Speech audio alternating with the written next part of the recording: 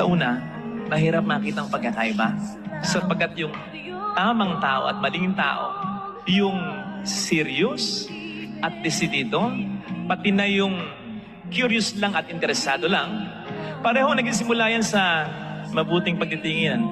Ay, hello, how are you?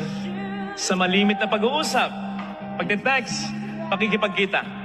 Hanggang sa ma-fall ka na, ma-develop ka, magtiwala ka. Na okay lang kung ganun din siya.